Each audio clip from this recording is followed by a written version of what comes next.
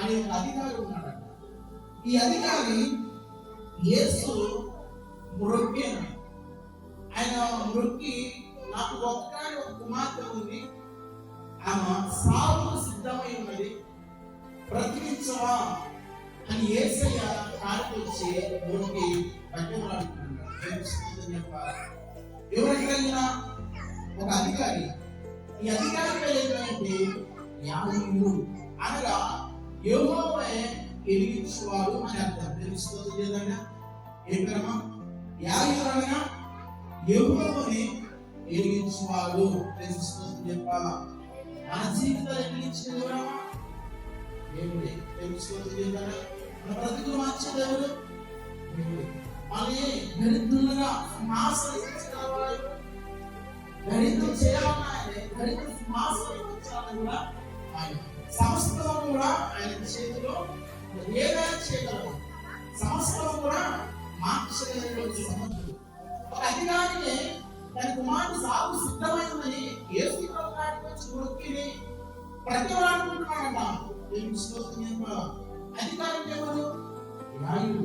అంటే సమాజంలో ఈ అధికారులు కూడా వైద్యులు స్పందించలా. ఆయన పిలిస్తే ఎంతమంది రాడు వైద్యులు? యేసు ప్రభువును పిలవచ్చు కదా. ఎక్కడ బలము అధికారం ఎన్ని ఉన్నవి అని చూడండి. తన కుమార్తెను ఎలాగే బ్రతికించుకోవాలి.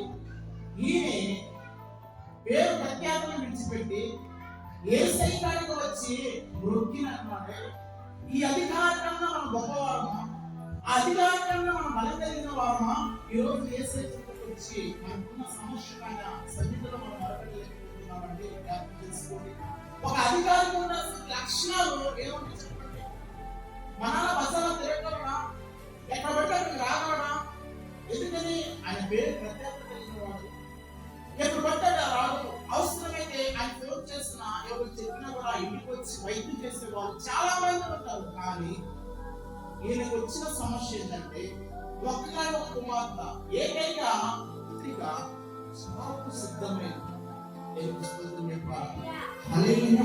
ఈ ఆయన అధికారులు కూడా యేసు ప్రభువు ఆ దినాలు ప్రకటిస్తుంటే బోధ చేసుకుంటే ఈయన సింహాసనాన్ని విడిచిపెట్టి తన అధికారాన్ని విడిచిపెట్టి పేరు పెద్దాన్ని విడిచిపెట్టి ఒక సామాన్యుగా ఒక సమాజం ఎలా ఉండాలో ఇదిగో యేసు ఎక్కడ ఉన్నా వెతుక్కుంటూ వచ్చాడు. ఈ యొక్క సమాజం అధికారైనటువంటి యాజకుడు.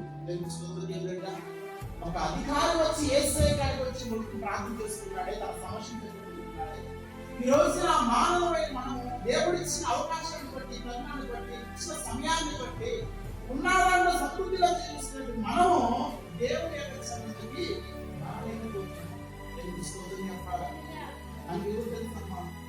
మన పేరు ఎవరికి తెలుసు? మన గ్రామంలో తెలుసు.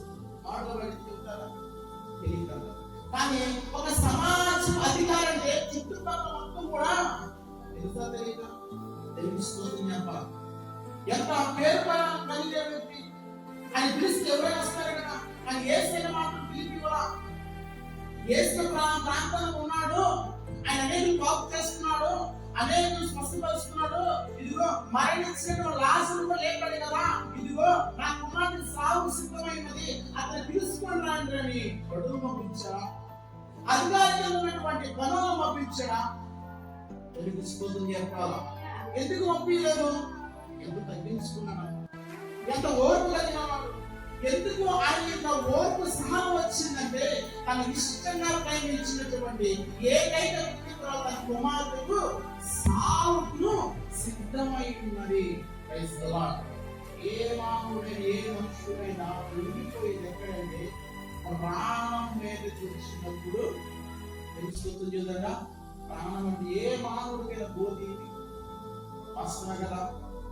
శక్తి సామర్థ్యం ఉన్నప్పుడు, బలం ఉన్నప్పుడు, శక్తి ఉన్నప్పుడు ఎవరు కూడా మనము లెక్క చేయం, ఎవరు కూడా మనం పట్టించుకోం.